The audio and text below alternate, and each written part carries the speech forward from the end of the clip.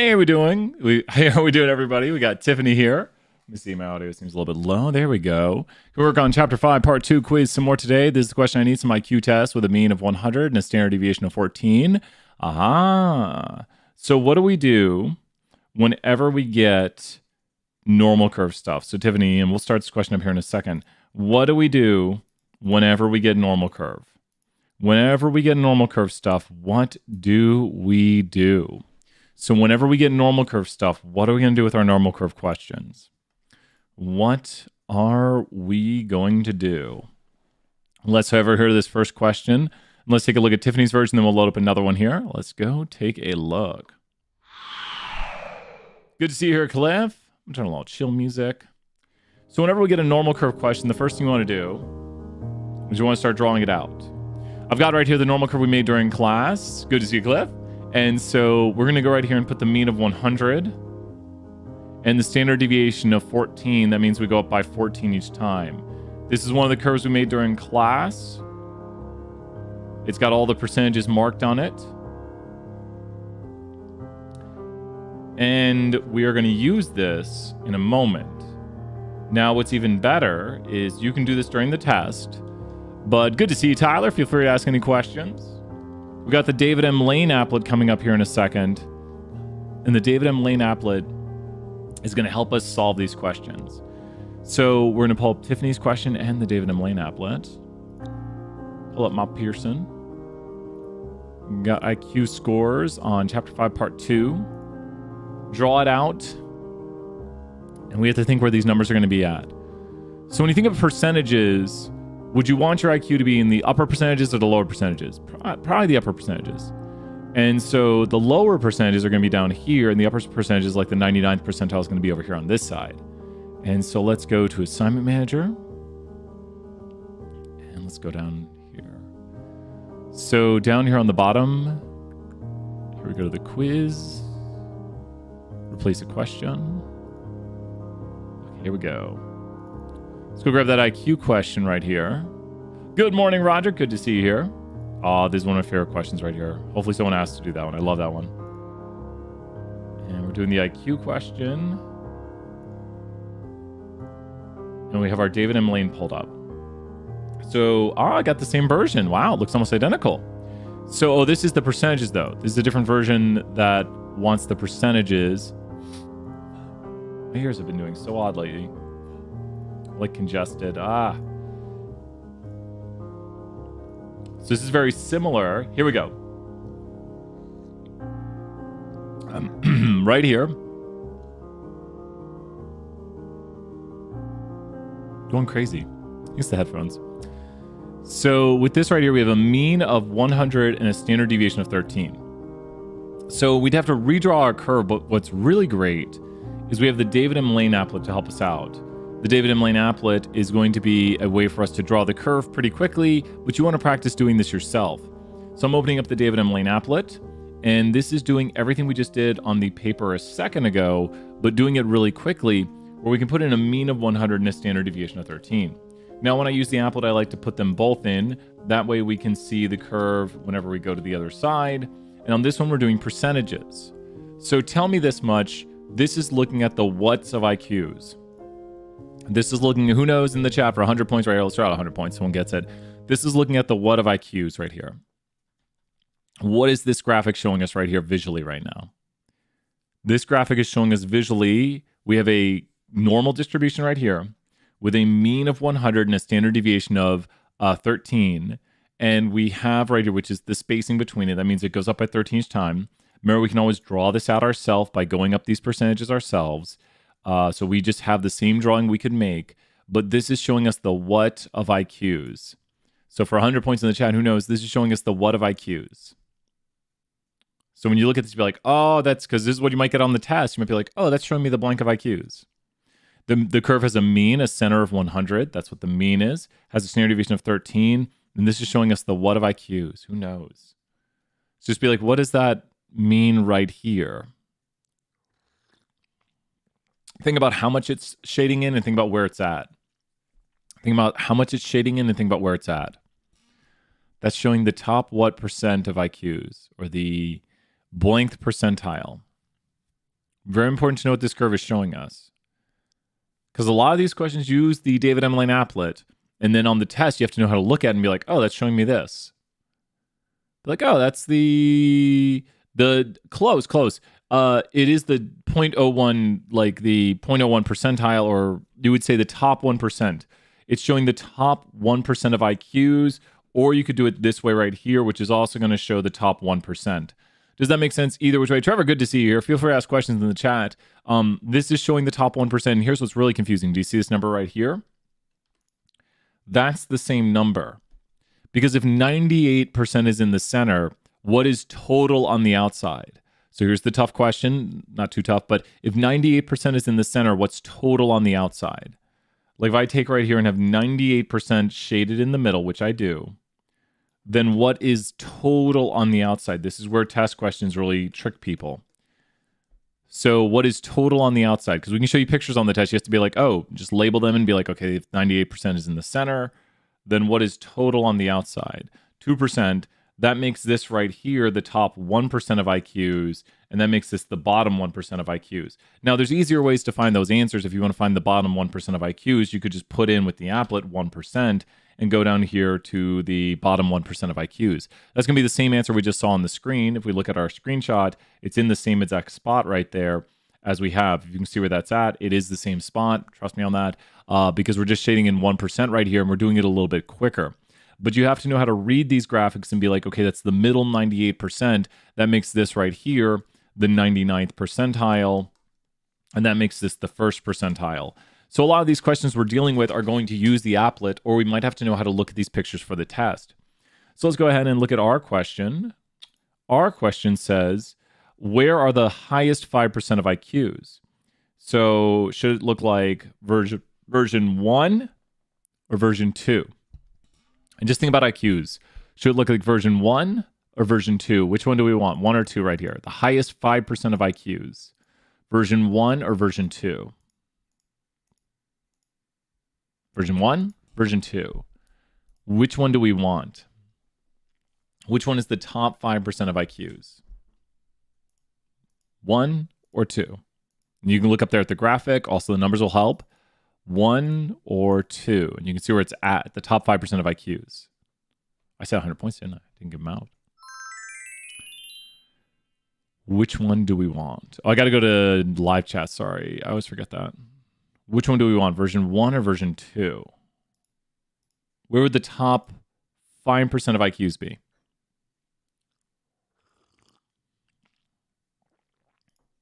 Version 1 or version 2? We have to be like, oh, where's the top 5%? Which would be the 95th percentile. This is the top 5%, also known as the 95th percentile. Percentile goes from left to right. It'll be version 1. It'll be version 1. No worries right there. 20 points right there. No worries. It'll be version 1. This is the top 5% right here, also known as the 95th percentile. So we could display it differently.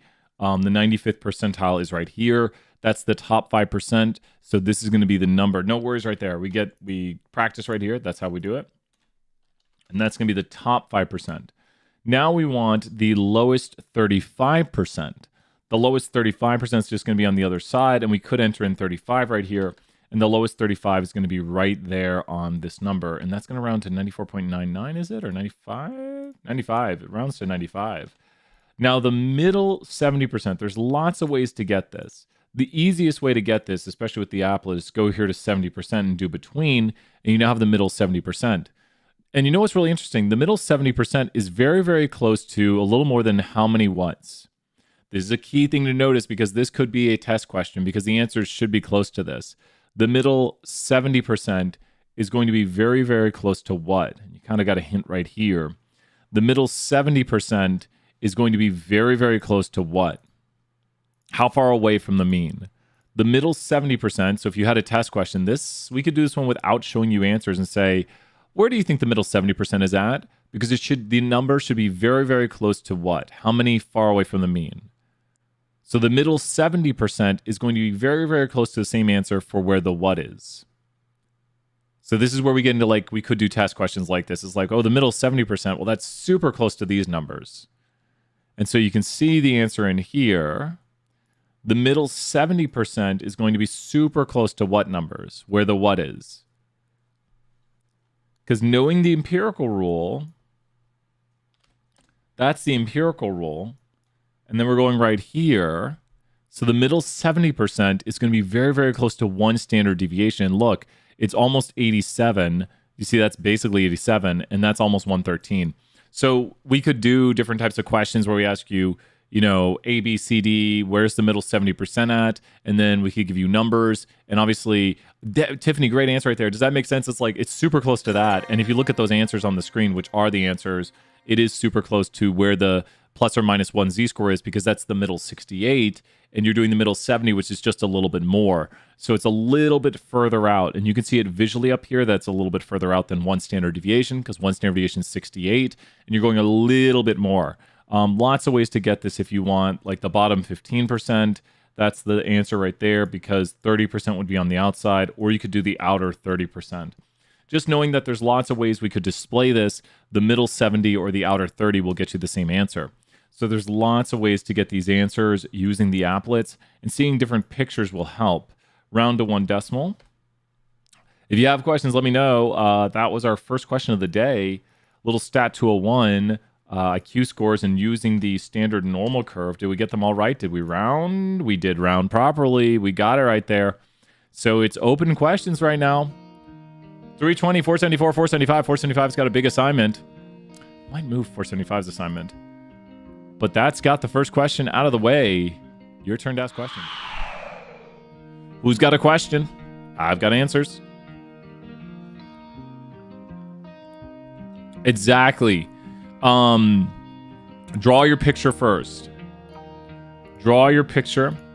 I drew it for both classes. My pictures are not the best handwriting ever. But drawing your pictures can help and getting estimates because we do use the empirical rule. What percent of the standard normal curve was found in each region? Draw a picture first. Is that one of my Pearson questions?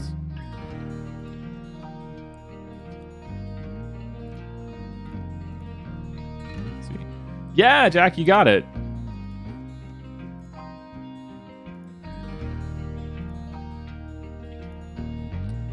Which one is that? Is that the full start of it, Tiffany? What's the start of it?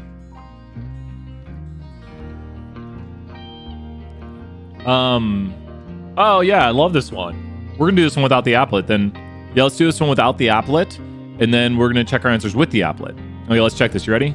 This one is really good. I love this question. It's my favorite question. Let's go back to it. Here we go. Okay, so with this question right here, one thing you need to know is we're using the David M. Lane applet, and you want to draw your picture first. So knowing where the z-scores are is very important. Have a picture out like this right now to draw. You can have it labeled in with the numbers and the percentages to help you out. And so we have all the percentages on the curve here to help us. And let's practice. We'll use the David M. Lane applet. Let me bring up the David M. Lane applet to get the exact answer, but we can make a guesstimate using this. So we want greater than 1.26. That's a z-score. So we're going to go here to 1.26. With our drawing, this is really easy to answer. Tiffany, this has to be more than what percent, but has to be less than what percent? This has to be more than what percent, but less than what percent? So just look at the arrows and be like, this has to be more than what, but less than what? Because we're saying from here over. As in, let me shade the area. It has to be between what and what percent right now, which is the way we could ask test questions on this. We could say, you know, could it be 18%? Could it be 1%? That area I've shaded right there has to be more than this, but less than this. What does it have to be more or less than? Use the arrows to help out up above, because we know how much is above here, and we broke this down last class. I'll move the 50%. But outside of 95 is 5%. Half of that is 2.5. So we can estimate this and say, well, the answer has to be between this and this. The answer has to be between this and this. Whatever we get on the David M. Lane applet, boom, Tiffany, 100 points right there. Tiffany earning everyone some huge points today in office hours. Yep, and so remember, our drawing is going to look like this, and it's going to be very, very close to about 10.2 3%. Let's go look at the applet, and let's go here above 1.25. And how close was Brian? 10.56. I said this, and it's 10.56. I might not have been close enough, but I said about 10%, and I was very close using our estimate techniques. Next, we go less than 0.75. Less than 0.75. 0.75 is on the right of the curve, so it's going to be over here. Let's go back to our drawing and see what it looks like. Now, this one's tougher. This one is a bit tougher. 0.75 is over here. And we want to know this. How much area is this? Now, this one's tougher. Everyone help out if you can. This area right here has to be more than this, but less than this. So what is this area between? Like this yellow area I've shaded, which is the same area we have when we show what we're showing on the problem. It's this area right here, so our picture looks the same. And these are good practice for the test. Has to be more than this, but less than this. We've done these arrow things before. We say, like, how much area is in here? So it has to be more than this, but less than this. Tougher questions. And we're going to do some 474 problem 2 on the lab, Jack. You got it. So it has to be more than this, but less than this. So think about, you've got a smaller arrow right here. And there's the smaller arrow. And there's the bigger arrow. A smaller arrow is in the middle of the curve. So what do we have right here? It has to be more than this amount. Close, not 75, but 84. 84 being because this is 50% right here. And then you would add to that 34 and you'd get 84. Very close. And it's actually pretty close to 75. It's a little bit more than 75, I think. And we'll see the answer here in a second. I think the answer is going to be about 78-ish. I'm guesstimating it. I'm going to guess 79.42. And let's go ahead and take a look at that answer, 0.75, and we're doing less than. You go to the next one right here, and you go less than 0.75. And my guess was 77.34, and there's my guess. That's a tough one. That's a tough one to get really close to the answer on, but I was close. I was within about 2% of the curve, so decent guess. Wish I was closer, but that was an all right guess. This one says between, that's what that means right there, between negative 1.5 and negative 1.6. So we need to go between these, and you can see this is the between. Now this one's a little bit different to guesstimate. Hey, when our function, then it has to copy the same code of the same check in the console with other rules. You might have to message me. Message me a screenshot and message me your RMD, and I will take a look. That's an interesting one right there. So for Tiffany, this one's a little bit tricky. But we're talking about the area somewhere between like here and here. So this area must be bigger than what? But must be smaller than what? This area must be bigger than what? Oh, you're going a little fast? Okay, I'll slow it down right here. This area must be bigger than what and must be smaller than what?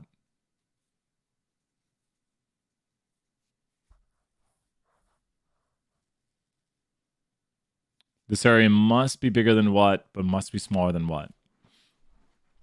Because this area is between those two bars right there. So if you look at the numbers on the empirical rule, this area must be bigger than what, must be smaller than what?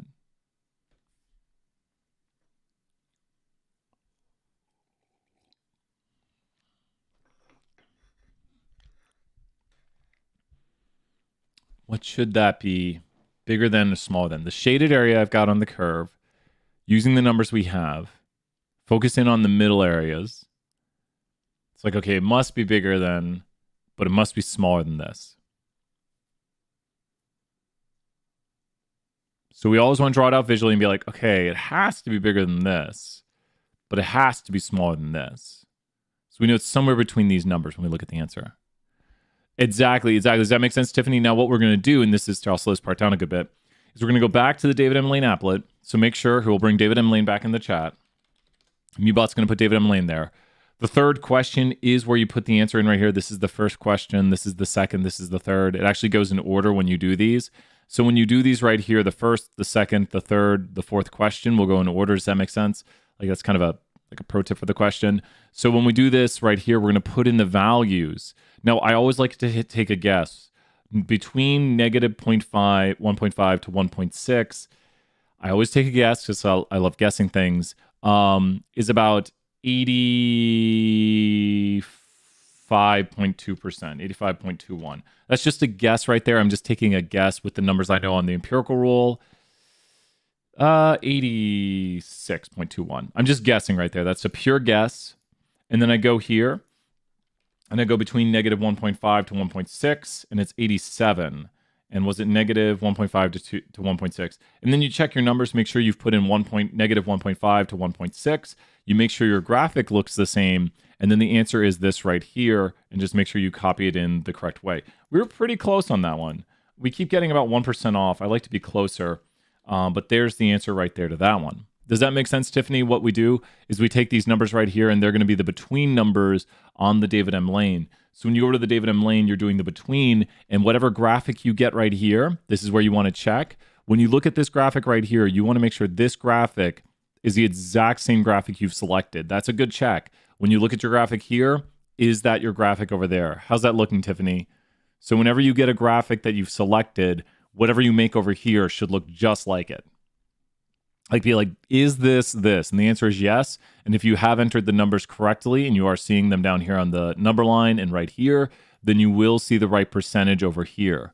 How's that looking, Tiffany, for double checking? Be like, okay, this is the graphic I want. I've created it. And now we have the percentages I want. And guesstimating it's a really good way.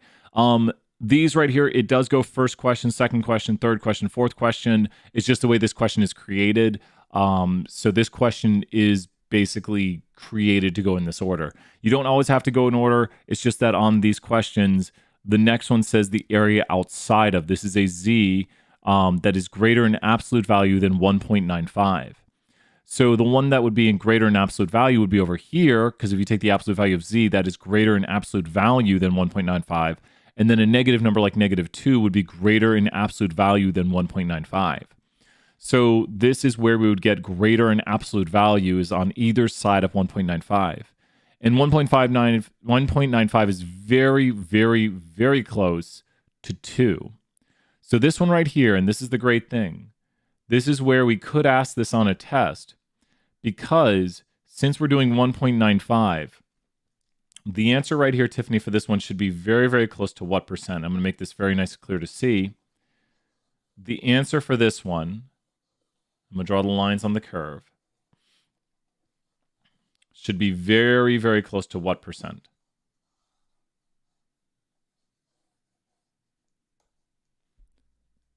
Awesome. Great job, Mohammed, right there. Since we're doing 1.95, the answer for this will be very, very close to what? I'm shading in the answer because we're doing, and if you look at this, this is the way the curve looks. And so if you look at the graphic right there, we'll zoom out on a little bit. So there is what we've selected, and there's our answer. The answer should be very, very close to what? So here is what we want. We've shaded it over here, and it's very, very close to this. What do you think it should be very, very close to? The answer for how much area is shaded in right here should be very, very close to this. So we want to know how much is shaded total over here, and I've drawn the visual of it over here. Using the empirical rule, just kind of give us a guesstimate of it. 5%. And if we put in about 4.96, I think we're going to get it. Oh, is that the one we got wrong? Really? Maybe it's exactly, I mean, it's going to get mad. Don't get mad. Okay, now we got to be serious. It's got to be that one. I thought that'd be close enough. Outside of negative 1.95, 1.95. Oh, it's a little bit more. Why'd I go less? Oh, you seen I didn't. Why'd I do that? It's a little bit more than 5%. Little bit more than 5%. Not a little bit less. My brain broke. A little bit more than 5%. So it's very, very close to 5%. That should do it. Boom, we got that 100. That's what we like to see. So once again, we were very, very close. I like guessing those. So once again, we didn't put it into the David M. Lane applet. As soon as we put it into the David M. Lane applet, it's going to show us the same picture we're creating up here. I'll show it both on the same screen so you can see it. You want to make sure you create the same picture. Does that make sense, Tiffany, right there? Like this picture right here, should look the same as this picture over here. And then the percentage you get down here is the right answer. This is question 1, question 2, question 3, question 4. And you can see we have the answer still input. But whenever you do this, you should get the same picture. Like that is the picture for question 1. This is the picture for question 2. This is the picture for question 3. And this is the picture for question 4. Does that make sense that you will see these pictures, the ones you are drawing, and then you want to try a lot of times to draw it out yourself and to make sure you see what you're getting. So yeah, this is one of my favorite ones. Tell you what, I'm going to do this one. This is Brian's fun time right here. Brian's going to do this problem without using the applet. Here we go. Time to reset the problem. And doing the problem without the applet. Let's do the problem without the applet. We got a similar one. Oh, it's the same one. I got to reload the quiz. 2 seconds. Doing the problem without the applet. One of my favorite things to do. I love this question. Let's see how good we can do on this question. No applet. Okay. And then we're going to do some 474. Ooh, that's a tough one. Greater than 0.5. Well, that's going to be over here. And greater than 0.5 is one of the toughest ones to do because it's towards the center of the curve. So I'm going to have a hard time guessing this. That has to be a little bit more than 25% because I know where the IQR is at, 0.67. So that's going to be about 32.45. That's a hard one to guess.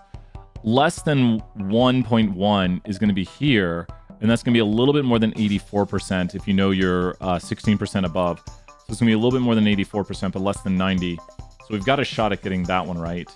We've got a shot. That one could be right. Between 1.4 and 1.6. So that's the between. This one's tough also. We might not get a passing grade. These are tough today on these. So that's about where 1.5 and 1.5 are if this averages out a little bit. And so that is between, that has to be between 80 and 90%. So again, we're going to go with like an 85 point that. Greater than 1.75. We got some tough versions. And that has to be between 10 and 5%. Oh, we didn't get any of those right. That's a bummer. We didn't get any right by guessing. I don't think it's going to show the completed version, but we could check them all. Here, let's go look at the David M. Lane and check it, and then we'll do the 474. Where's my David M. Lane at? Here we go. So how close were we on these? That is the question of the day. Really? For the first one we guessed right here, above 0.5 is 30. We were not too far. We're 2% off on that one. Less than 1.1. 86. Oh my gosh, come on. That's super close. That's a good guess. That's a good guess. I'm surprised I didn't get that one. And we were about 1% off on that one. These were tough. Sometimes I get better ones that I'm closer on. We're pretty close on a few of them. Oh, negative. 8. Well, yeah, we were within about 1%. Sometimes I get easier ones, but just being able to guess them decently is kind of good for your knowledge. But hey, on question 5 for 474 Lab, do you want us to round? If it doesn't accept the answer, let me know if you think you're counted off where you shouldn't be. But we should have plus or minuses. Are you talking about on the... So let me answer Justin's question right here. Are you talking about the submitted quiz? Justin, are you talking about the quiz you're submitting? Or are you talking about the... which thing are you talking about, Justin? On question 475, the question 5 on the lab submission, right? Let me go check to make sure the rounding on that is looking good. Okay, let me go to the edit. Let me go to the questions. 1, 2, 3, 4, 5. Let's look right here.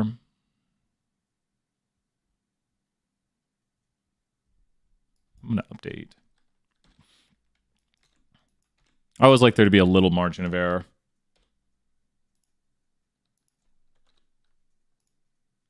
This is the set difference. That should be fine. I don't need to run that one. Which one are you talking about specifically, Justin?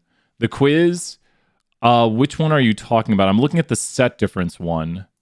So I'm looking at based on number 5, difference between categorical variables. That one shouldn't need rounding because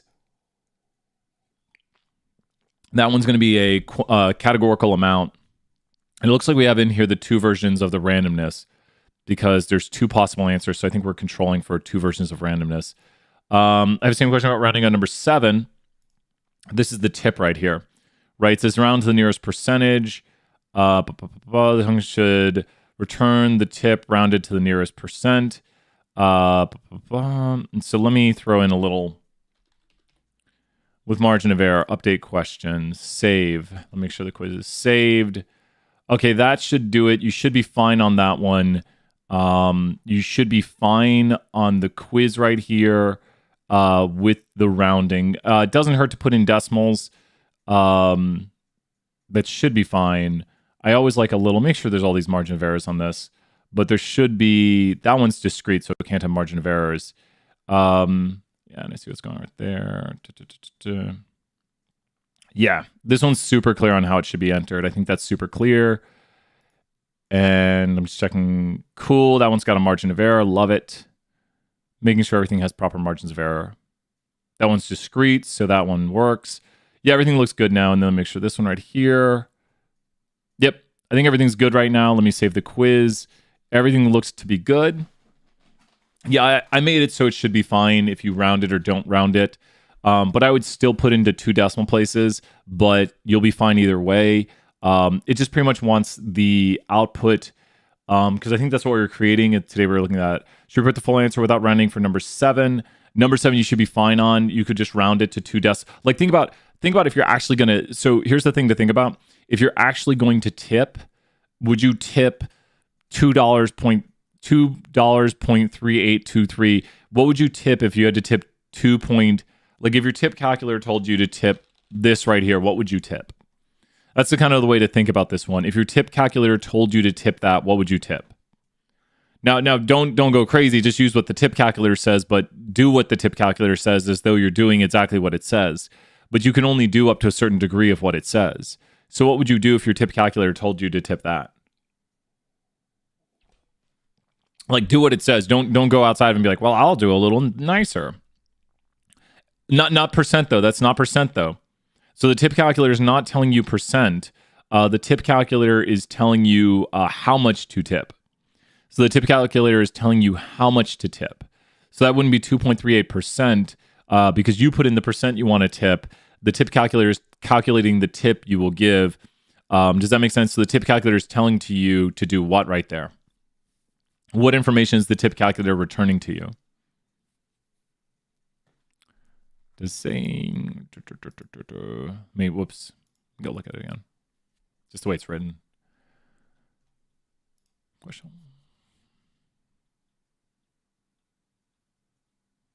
Yeah, it's the way it's talking about because it's percent of a dollar basically. Yeah. Let me put in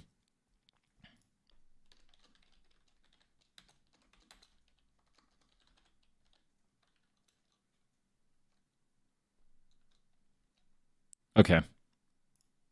I put an example right there. There we go. Exactly. Yeah, this makes sense. Mm-hmm. That's what I changed the question a tiny bit to make it.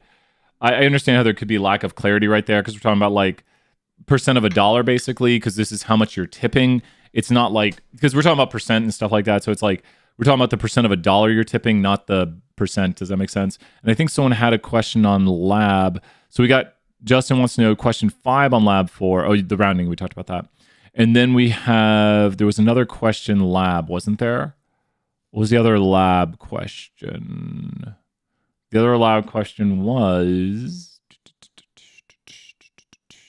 question 2 on the 474 lab. Let's go check out question 2 on 474 lab.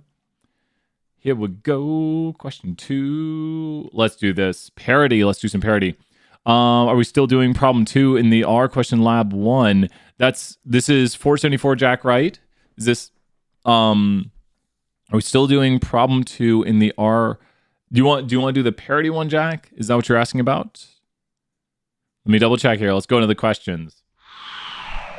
This is question 2 for 474. Jack, are you wondering about the parity question right here? Is that the one? Yes, no? Is this the one you wanted right here? Because I think, Jack, you had the question. We can do this one next right here. Is this the question you're looking for? You're welcome. You got it. Write a function called parity that takes a vector x and returns a vector of the same length whose elements are even if the corresponding element of x is even and odd if the corresponding element of y is odd. Hint, a variable number is even if it meets the following condition. So let's talk about what this is, and let's write here number. Let's check a few numbers. 1, 4, 5. We can insert number right here, and let's see what this is doing. What is %% doing? What does %% do? It finds the what of the other number. So what does %% do? It's known as module. What does modulo do? Modulo. I never know how to say that word. What does that do? What does module do?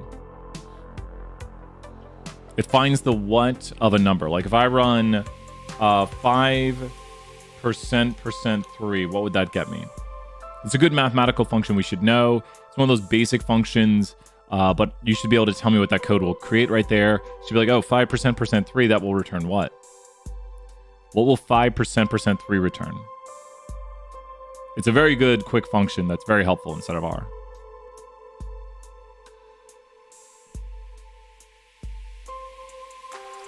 I want to section this off right here. I like doing that.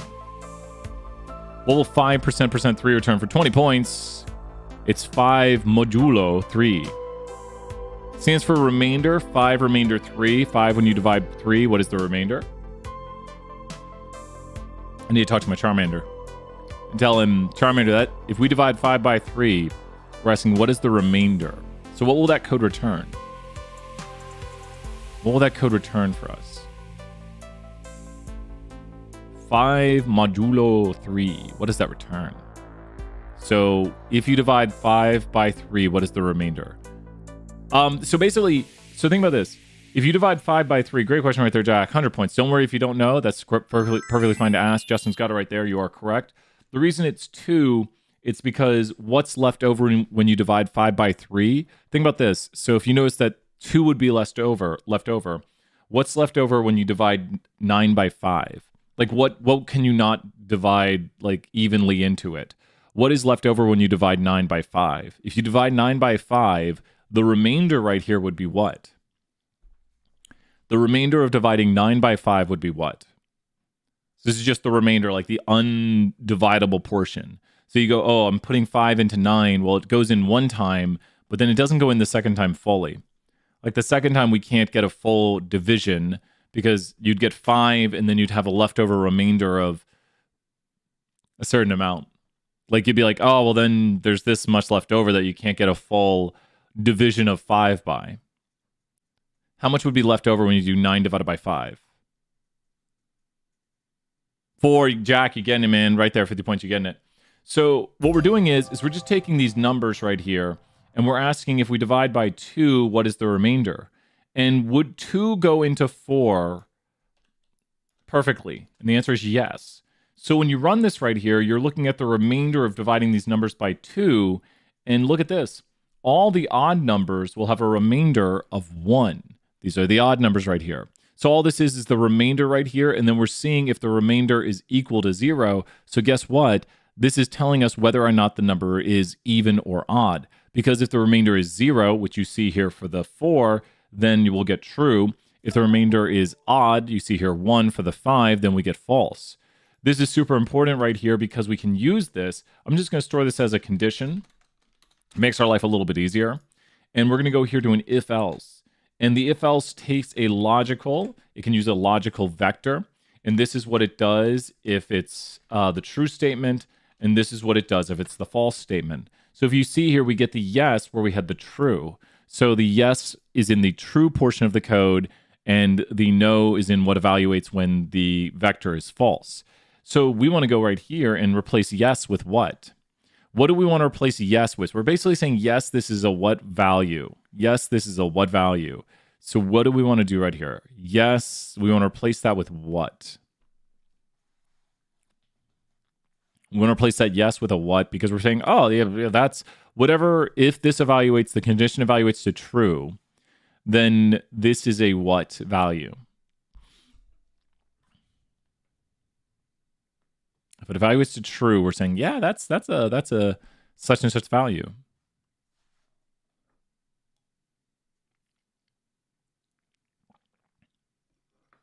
I think I've got the points structured really well this semester. Cliff, you're about to reach 100 hours. That's awesome, Cliff. Let's throw Cliff some points for that 100 hours almost at Brian tier. Yes, it is even. Do we want capital even or lowercase even? Doesn't really matter. Want lowercase even. Even. We just recoded it right there. So we need to have, we don't need that anymore. This is going to be our function right here. And our function is going to take what to run. What does our function called parity? Our function called parity takes what to run? What must someone input for this to run? So think about what you need to give this function to run. Like what would you have to give this function that I created? I removed it, but what would you have to give this function for this function to start evaluating stuff? And actually, we should go here at the end of this, store it as x, and return. This will end the function. Yeah, Tiffany, you bet. What should we give this function to run?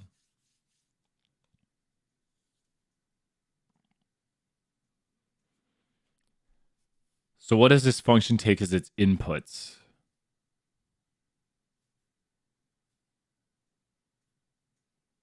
We need to replace the variables, which will be the inputs. And we want to say it's going to take this as its inputs.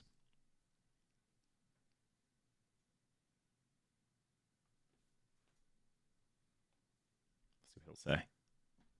Chill music. I mixed up my music. I like that one. It's going to take number. Awesome. There we go. When you create something, you always want to make sure it did it correctly. All it's doing right here is taking and turning. Exactly. Great job, Jack, right there. Yep. If you notice, it's taking this and telling us that this is even. It's taking this, telling us that this is even, telling us that this is odd right here. So it's going through and checking these. If we went to the 18th one, which is over 2019-18. So that's the 18th. That's the 19th, and that's the 20th. So you should check to make sure you're getting the right outputs. Just go through and take a look. Make sure you get what you want, and that's got it. Is that making sense right here, Jack? Just do these in the little bits, and don't code the whole thing at once. I made a mistake in class today. I tried to code the whole thing, and I failed. If you code the whole thing, you're going to have a bad time. You code little bits, you're going to have a good time. With that, I think that's got it for this question. Let's head back and do a little more 201. Steer weights, here we go. We got some 201 weights of steers. They love those weights of steer problems. Let's see right here, the weights of steers for Stat 201. So this one's going to be a big problem for the David M. Lane. Mubot, tell us about that David M. Lane. We got here the 63rd percentile in the IQR and all that good stuff. Here we go. So David M. Lane, you're welcome, Jack. Excellent work. Good practice. So let's go take a look at Weights of Steers 201, Chapter 5, Part 2. So here we are with the weights of steers, and anytime we see this normal curve right here, we want to draw it out. One of the best ways to draw the normal curve really quickly, and you should practice, is by doing it with the David M. Lane applet. So we're going to put the David M. Lane over here on this side of the screen, and then we're going to do our problem over here on the other side. It says that the mean, that's what normally distributed with a mean, that's the first value at the center of the curve. And we're going to put this right here. And then we're going to put this right here, and it's going to draw the curve for us, which is super nice. Now, one thing I want to point out is we want to put in the percentage. You notice right here, we're saying the 35th percentile. So we actually have to click here where we get the value from an area. So we're going to put in, so we actually have to do it again. I wish it transferred the numbers. It didn't. It doesn't. So we have to re-put in the values, and now our curve is properly formatted with the mean of 1,110 at the center and the standard deviation, which is the units we go up and down each time on the curve. So now we can find the 35th percentile. Will the 35th percentile be on the left or the right side of the curve? Will the 35th percentile be on the left or the right side? Very important thing to know. Will the 35th percentile be on the left or the right side of the curve? Will the 35th percentile be on the left or the right side of the curve?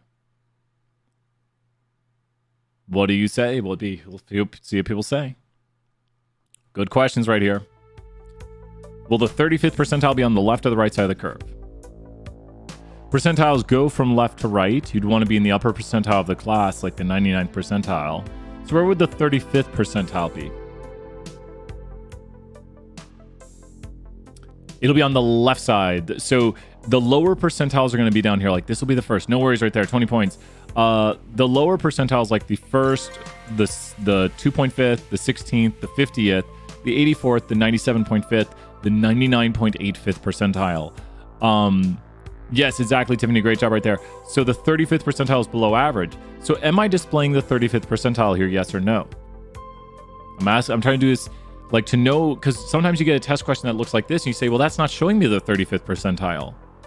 Well, if 65% is above that line, what's below that line? If 65% is above this line, what is below that line?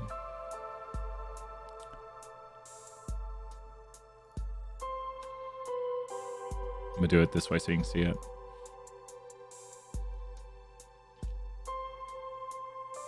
So just do that.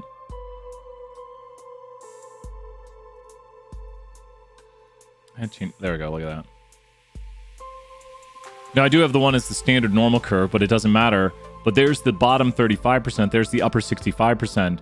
If you notice, the spot is not changing. Does everyone notice right there that this is the... We'll go down one. There we go. Go down one right here. It's going to look the same. Yes. Notice right there, it's in the same spot. Does that make sense, Tiffany? That this is the upper 65%. This is the lower 35%. It's in the same spot. If I just change the values on the curve right here, we will get the same answer. And this is important to know for the test because we could show it to you this way for the 35th percentile, or we could show it this way.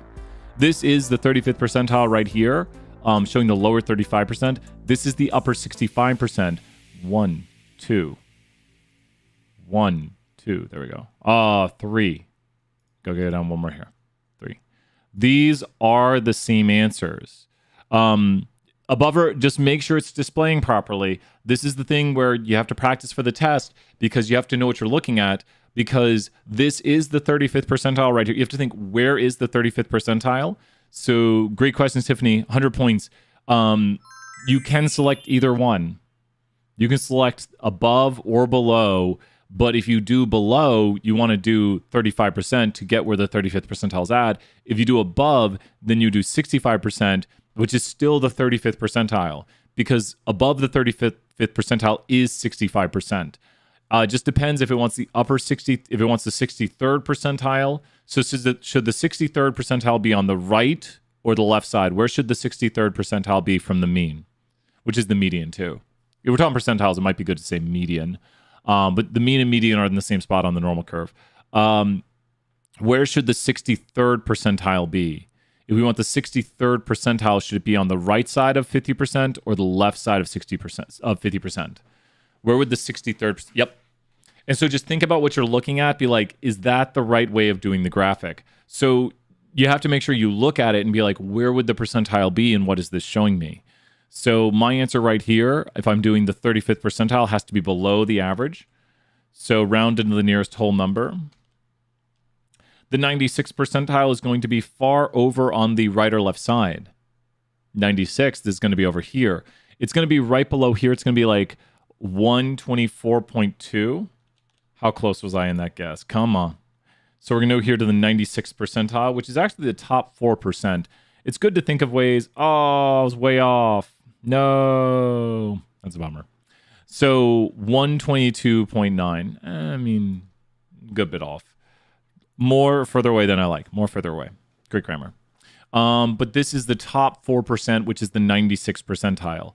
Does that make sense? How this is the top 4%, but we could also do the 96th percentile and take a look how these are the same answer. It's just showing it differently to say either the top 4% or the 96th percentile are the same answer. So be very careful if a question asks you, like for the top 4%, you're going to the right side. The top 4% is the same sort of thing as saying the 96th percentile. We're trying to make sure we understand how to read these graphics for the test, because you could just be presented with a graphic that shows you information, and then you have to know, oh, that's showing me the 96th percentile, which is also the same spot as the top 4%. Very important to know how to read these. Now, the IQR is what percent? This is an important thing all classes should know. Which part am I confusing you on, Tiffany? Which part? Feel free to slow me down right here. Which part are you wondering about? Which part? I'll slow down and stop right here. Which part are you wondering about?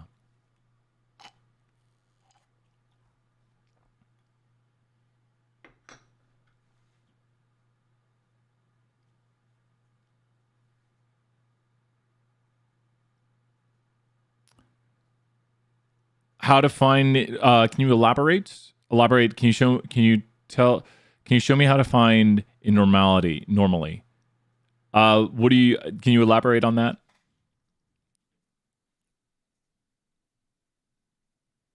So for these, we need to use the applet. For these, we will use the applet. We could make guesstimates from it. Like we could guess where it's at because we know it has to be between here and between here, because the 97.5th percentile is here and the 84th percentile is here according to the empirical rule. But we have to use the applet to find it, like to find an exact answer for this question. We could make guesses like I did, because I knew it had to be around here. But we have to use the applet. So I'll put the applet in the chat again, but you have to use the applet to find it. And then you want to make sure your applet looks like, so which part are you wondering about? So you have to use the applet to find these. Like this chapter 5 part 2 is all about using the applet and being able to read it and understand what's going. So when you use below is always going to show you percentage. So if I go right here, this is the what percentile. Visually right here, I am viewing the what. Anytime you use below, you are looking at the what every time. So anytime you do below, you are looking at the what each time. So this is the what right here of steer weights. So this is the what's of steer weights right here.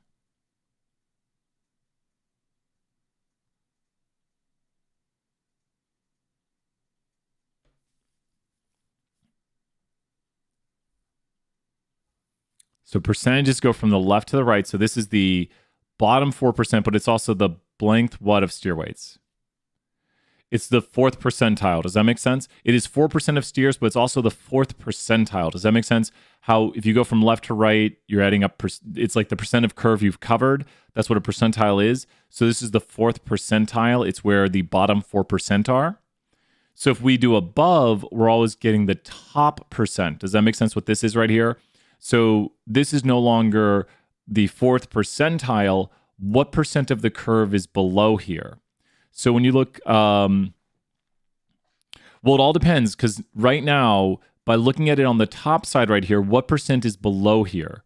If 4% is above here, and this is where you get ready for the test with this, is 4% is above here, what percent would be below here?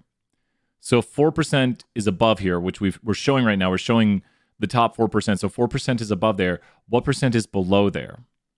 So 4% is above there. What would be below there? If this is like the top 4%, then below this would be what? So if that's the top 4%, 96 is below. And then whenever we talk about what's below, that would make this right here. If 96% is below here, which we're showing, that would make this the what?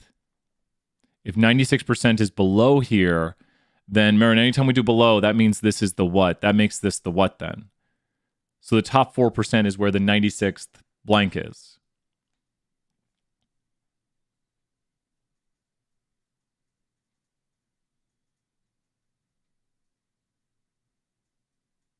So the top 4% is where the 96th what would be. It's just like another way of talking about it. To say, oh, you're in the top 4% of scores. That means you're in the what? You did better than this percent. You're in this kind of what's over here. Well, the 35th percentile would mean 35% is below it. Does that make sense? So if you're talking about percentile, that's always when you're shading below usually. Does that make sense, Tiffany, right there? That The 96th percentile means 96% is below this, which means what percent would be above this? If this is the 96th percentile, that means what percent is above it? And then we'll look at the other one again real quick. If this is the 96th percentile, which we want to find, that means what percent is above this? 4% above, exactly. So if we want to find the 35th percentile, what percent would be above the 35th percentile? If we wanted to find the 35th percentile, which you can find it either which one way here, the 35th percentile would have what above it? So if the 35th percentile, which is down about here, it would have what percent of area above it? And this is really good practice for the test to know what you're seeing when you look at graphics. 65% above it. So this right here, great job, Tiffany. Excellent work. 100 points. Keep it up. This is the 35th percentile, and this is a more logical way of viewing it. Both get you the answer. It's just when you get to the test, you could look at either one of these pictures. Notice how the answer here does not change on either one of these. That answer right there is the same because it's just, this is a more logical way of looking at the 35th percentile, which means 35% of observations are below it. But then you could also say, well, if 35% is below it, 65% is above it. But remember, the percentiles always go from the lower percentiles, like the bottom 0.15%, 2.5%, 16%, the 50th percentile, the 84th percentile, the 97.5th percentile, and the 99.85th percentile.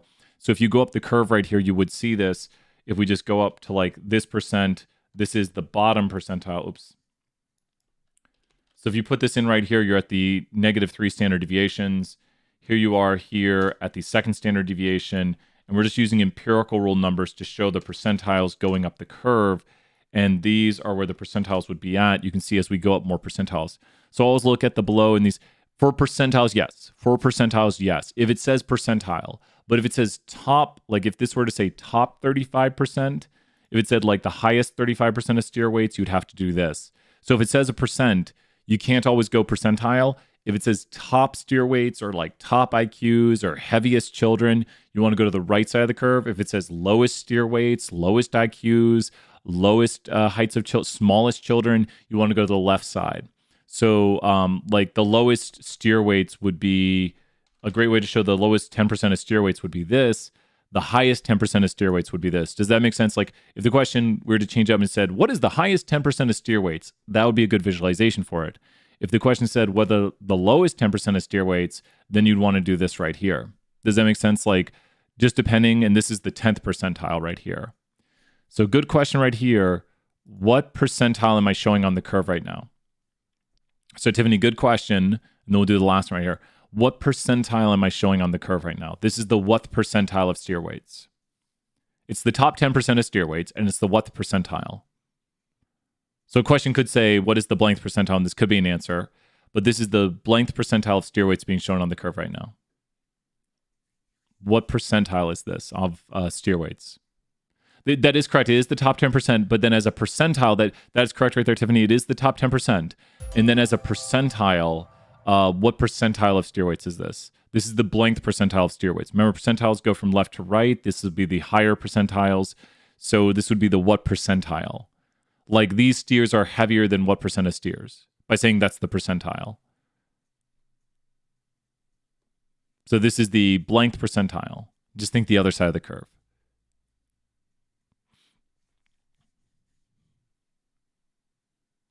So the top 10% would have what below it? And that makes it that percentile. Yep. We just call it the 90th percentile. You would just say it's the 90th percentile of steer weights. So pretty much, does that make sense? This is the 90th percentile of steer weights, which is the top 10% of steers. Like 10% of steers have this weight or more. This is the 90th percentile. So this is the highest 10%, the 90th percentile. This would be the lowest 10%, the 10th percentile. So now, even though it still says 10 right here, this is the 10th percentile. If you notice, what's really interesting, these make for interesting test questions, is they're actually symmetrically away from each other, which means we could look at the distance. One of them is away to figure out the distance, the other is away. And that's probably some of the hardest questions we ask on the test. We'll do some practice like that during test review and everything to make sure we do some really hard questions. The IQR is going to be the middle 50%. So we go right here to middle 50, and there's the values. So we can actually get the middle 50% right here for the IQR, and it wants us to find the IQR. So Tiffany, what should we do to Q3 and Q1 right there? Because that is Q3 and that is Q1. So what should we do to these numbers? So now that we have Q3 and Q1, which are right there on the screen, what should I do to those numbers? Because we know where Q3 is at. Q3 is here, and Q1 is here. And we're just 1 second away from being like, just take those numbers and what them? Because we want to find the IQR. Subtract them, exactly. And truthfully, it doesn't matter which way you subtract them. You don't want to get a negative number. I usually do big number minus small number, 865. Good, some Knoxville right there. You want to do big number minus small number and round to the whole number. And that's got it right there. We should get everything right. Yes. And Tiffany, I want to give you another 100 points. Thank you for asking me to slow down. Please, whenever I go quickly, anyone, please say, slow down, Brian, slow down. Especially during office hours. It's a perfect time to ask me to slow down. Not that there's never a perfect time, but just asking, like, hey, can you re-explain this? But these things take practice. And I want people to have the deeper understanding of these. We're not here to just solve this problem. We're here to understand what we're seeing. Because, you can get these problems right and then have no idea what to do for the test. It's understanding why you're doing it, what the graphics mean, being able to read the graphics, and that's what matters. That's excellent work. A lot of these problems are pretty similar, so if you learn how to do some of them, you'll get the theory down, and then if you learn a few of these really well, the other problems are just really quick. I think it's office hours. Let's see, is this 1 hour office hours? I think it is. I think I have class coming up soon. I need to learn my schedule. Got class coming up here in a little bit. Little bits of class. We'll be back here later today, though. We got some 201 done today. We got some 474 done today. Excellent work. Keep asking those questions. Keep asking those questions. We will be back later. Keep up the great work. Tiffany, excellent work. Chapter 5 is not an easy chapter. Just keep practicing the problems. Keep asking those questions. I'll see everyone later for now. You're welcome, Tiffany. Excellent work. Another 20 points out there, 10 points. There we go. I'll see everyone later. Bye for now, everyone. Bye.